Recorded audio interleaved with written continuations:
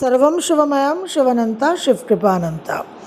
বৃহস্পতি আর মঙ্গলের যে রাজযোগ সংগঠিত হবে বৃষ রাশিতে 12 জুলাই থেকে 26 আগস্ট, এই রাজযোগকে আমরা কিভাবে আমাদের জীবনে সদ্ব্যবহার করব সেই নিয়ে আমাদের আলোচনা চলছে। যে মঙ্গলের একটা সংস্কার, মঙ্গলকে প্রোটেক্ট করবে বৃহস্পতি, মূলত একটা প্রমুখ যে প্রভাব। তারপর তো আপনার বৃহস্পতি মঙ্গলের যে অ্যাসপেক্ট হবে, দৃষ্টি হবে বিভিন্ন রাশিতে, তার তো এফেক্ট আছে, কিন্তু মোস্ট ইম্পর্ট্যান্ট ইউনিক বেনিফিট যেটা আমরা তুলতে পারি এই গোচরে, সেটা হচ্ছে মার্সের যে একটা পিউরিফিকেশন। কারণ মঙ্গল হার মানতে চায় না, মঙ্গল আমাদের ইগোর কারক, এবং যখনই সেখানে একটা হেরে যাওয়ার ব্যাপার আসে তখনই কিন্তু মঙ্গল উগ্রচণ্ডী রূপ ধারণ করে, মঙ্গল অ্যানিমালিস্টিক হয়ে যায়, মঙ্গল দানবে পরিণত হয়, এবং সেখান থেকেই জীবনের সমস্ত ধ্বংস, সমস্ত বিনাশ শুরু হয়। তো এই মঙ্গলকে আমাদের বৃহস্পতির উইজডম দিয়ে, ইন্টেলিজেন্সকে ডিভিনাইজ করে, higher intelligence, higher mind, lower mind থেকে হায়ার মাইন্ডে উত্তরণ, অপরাশক্তি থেকে পরাশক্তির কাছে শরণাগতি, এই প্রসেসের মাধ্যমে আমাদের এই 12 জুলাই থেকে 26 আগস্ট বেনিফিটটাকে তুলতে হবে।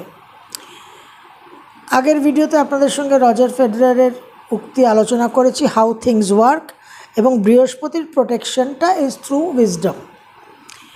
আজকে আমি আপনাদের কয়েকটা বিশেষ তারিখ, ডেটস উল্লেখ করব। এই সঞ্চারকালীন 12 জুলাই থেকে 26 আগস্ট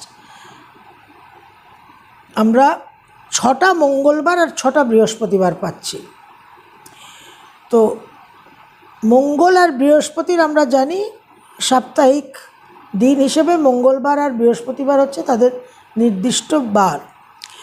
তো এই যে 6টা মঙ্গলবার আর 6টা বৃহস্পতিবার পাচ্ছি, তার সঙ্গে 30 আর 31 জুলাই, এই দুটো দিনও খুব গুরুত্বপূর্ণ। তার মধ্যে আমার লিস্টের মধ্যে 30 জুলাই আছে, এক্সট্রা 31 জুলাই হচ্ছে। এই দিনগুলোতে বিশেষ কিছু রাশি নক্ষত্রের মানুষের জন্য অত্যন্ত শুভ। ওভারঅল সব মানুষের জন্যই একটা পজিটিভ এনার্জি থাকবে, কিন্তু বিশেষ কিছু রাশি লগ্নের ওই নির্দিষ্ট দিনগুলোতে কিছু রাশি লগ্নের নক্ষত্রের মানুষের জন্য অত্যাধিক শুভ। তো এই দিনগুলোতে যেটা প্রধানত করতে হবে সেটা হচ্ছে আপনার বাড়ির যে দক্ষিণ দিক, সাদার্ন ডিরেকশন, অর্থাৎ মঙ্গলের যে দিক, বাস্তু হিসেবে মঙ্গল সাউথ ডিরেকশনকে নিয়ন্ত্রণ করে। তো আপনার বাড়ির যে দক্ষিণ দিক, সেই দক্ষিণ দিকে আপনি একটা মা কালী বা মা দুর্গার ছবি রাখবেন, ফটো, এবং সেই ফটোর সামনে আপনি একটা প্রদীপ জ্বালাবেন, ধূপদীপ জ্বালাবেন, আর জবা ফুল একটা হোক, দুটো হোক, তিনটে হোক, লাল রঙের।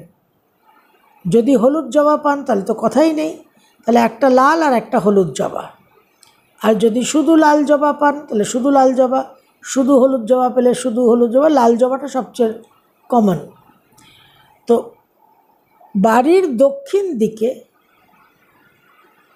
একটা যে কোনো জায়গা পরিষ্কার করে, বা আপনার যদি সেখানে অলরেডি কোনো আরাধনার উপাসনার জায়গা থাকে তো কথাই নেই, বাড়ির দক্ষিণ দিকে একটা মা কালী বা মা দুর্গার ছবি রাখবেন, এবং সেখানে ধূপদীপ জ্বালাবেন, আর জবা ফুল লাল আর হলুদ, বা শুধু লাল বা শুধু হলুদ জবা ফুল একটা হোক, দুটো হোক, তিনটে হোক দেবেন।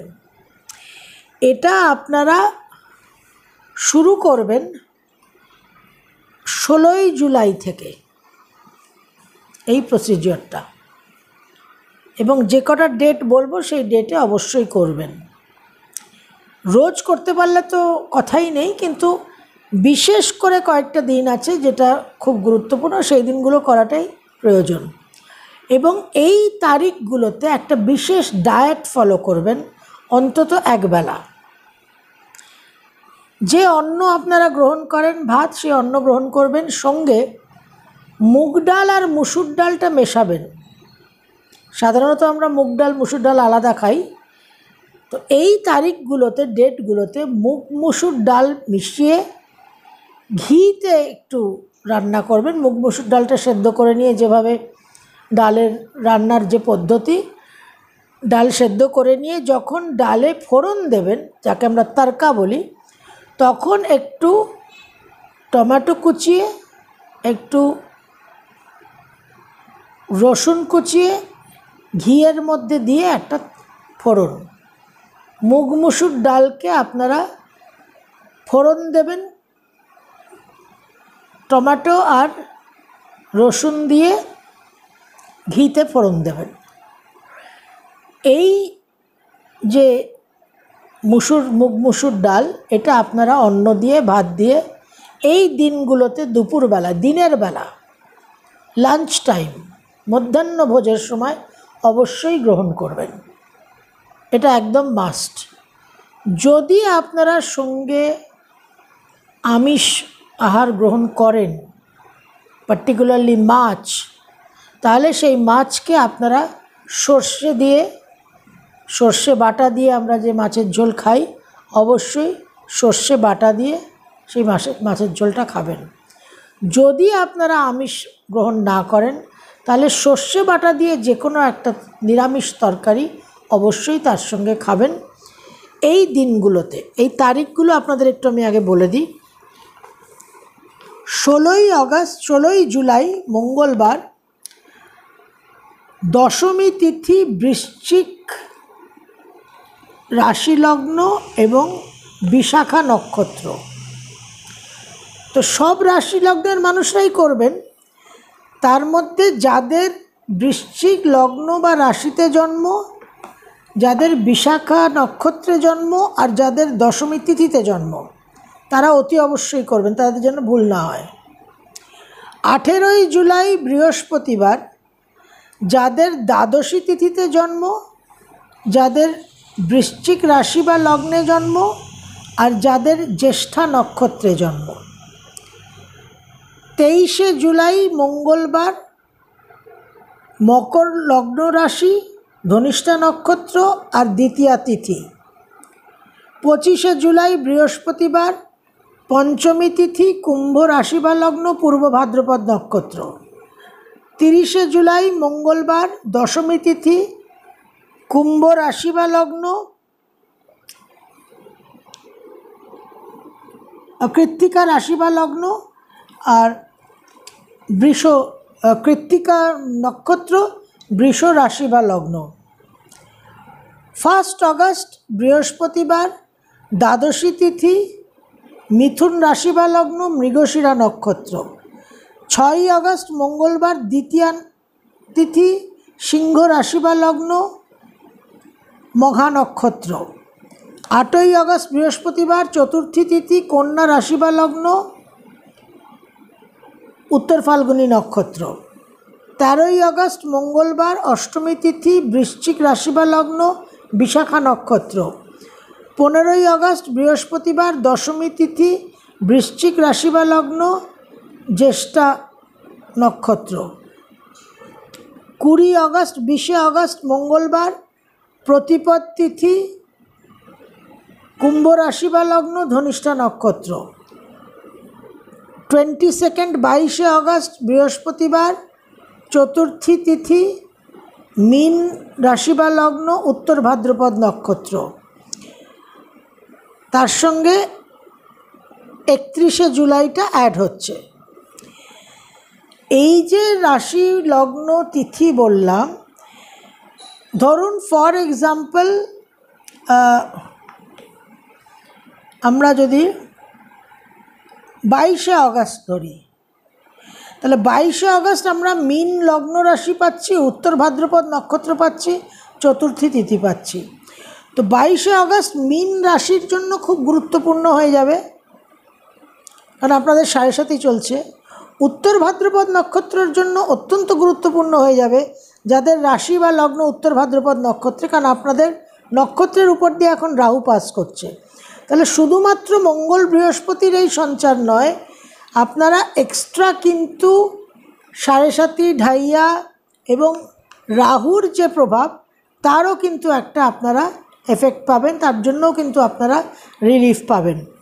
তার সঙ্গে ধরুন এই যে বৃশ্চিক যেদিন আমরা পাচ্ছি 16 জুলাই, 18 জুলাই, তারপর 13 অগস্ট, 15 অগস্ট, তো বৃশ্চিক রাশিরা ঢাইয়া ফেস করছেন, তাদের জন্য একটা প্রবল সময়। তো আপনারা মঙ্গল বৃহস্পতির বেনিফিটের সঙ্গে ঢাইয়ারও কিন্তু একটা প্রোটেকশন, একটা কাভারেজ পাবেন। তো এই দিনগুলোতে আপনারা প্রধানত বাড়ির দক্ষিণ দিকে সাদার্ন ডিরেকশনে মা কালী বা মা দুর্গার একটি ছবি রেখে ধূপদীপ জ্বালিয়ে লাল আর হলুদ জবা পারলে, না হলে লাল জবাটা সবচেয়ে কমন, লাল জবা দিয়ে একটু পুজো করবেন, বসবেন, নিজের প্রার্থনা জানাবেন, স্পেশাল কিচ্ছু করার প্রয়োজন নেই। আর এই দিনগুলোতে দুপুরবেলা মধ্যাহ্ন ভোজের সময় যে ভাত বা অন্ন গ্রহণ করেন তার সঙ্গে মুগ মুসুর ডাল মিশিয়ে টমেটো আর গার্লিক রসুন দিয়ে ঘিতে ফোড়ন দেবেন, দিয়ে সেই ডাল আর অন্ন আপনারা গ্রহণ করবেন। এইটা একটা খুব সিম্পল প্রসেস দিলাম। তার সঙ্গে একটা মন্ত্র সাধনা অবশ্যই থাকবে, সেটা আপনাদের আগামী ভিডিওতে আমি জানাবো। অনেকেই একটু কমপ্লেক্স, একটু জটিল প্রক্রিয়াগুলো করতে পারেন না, অনেক সমস্যা হয়, সাধনা করতে পারেন না, নানান রকম ইস্যুস থাকে, নানান রকম প্রতিবন্ধকতা থাকে। তো আপনাদের যাদের সমস্যা হচ্ছে, নানান রকম জটিল কঠিন জিনিস করতে পারেন না, সাধনাতে অসুবিধা, অনেক মানুষ আছেন যারা দূরে থাকেন, তারা করতেই পারবেন না, যারা ট্রাভেল করছেন বা কিছু, তারা অন্তত এই আহারটাকে তারা গ্রহণ করতে পারবেন এবং অন্ততপক্ষে তারা একটা এই দক্ষিণ দিকে, বাড়ির দক্ষিণ দিকে এই ক্রিয়াটা করতে পারবেন। এবং সবচেয়ে বড় বিষয় হচ্ছে যে মঙ্গল যেহেতু ভূমিকারক, সুতরাং মঙ্গলের এই প্রক্রিয়াটা ওভারঅল দক্ষিণ দিক এবং তার সঙ্গে ভূমিকারক হয়ে পুরো বাস্তুর যে বিষয়টা, বাস্তুটাই তো আমাদের ভূমি। তো এই 12 জুলাই থেকে 26 অগস্ট কিন্তু বাস্তুর একটা বিশেষ সংস্কার হতে পারে, বিশেষ একটা প্রোটেকশন হতে পারে, বাস্তু দোষ অনেকটাই কিন্তু কন্ট্রোলে আসতে পারে। অতি অবশ্যই এটা করবেন। নেক্সট ভিডিওতে আমরা একদম ডাইরেক্ট মঙ্গলের বৃহস্পতির কানেকশনে যে মেষ থেকে মীন রাশি লগ্নর প্রভাব, সেটা নিয়ে আলোচনায় প্রবেশ করব এবং একটা মন্ত্র সাধনা, খুব সিম্পল সরল একটা প্রক্রিয়া আপনাদের জানাবো, যেটা করে আপনারা মঙ্গলকে পাওয়ার দিতে পারবেন, মঙ্গলের নেগেটিভিটিকে আপনারা দূর করতে পারবেন। বৃহস্পতির উইজডম, প্রজ্ঞার মাধ্যমে যে প্রোটেকশন, যে অপরাশক্তিকে দূর করা এবং পরাশক্তির শরণাগতি, সেই জায়গায় কিন্তু আমরা নিজেদের নিয়ে যেতে পারবো। সর্বম শিবময়ম শিবানন্তা শিবকৃপা অনন্তা।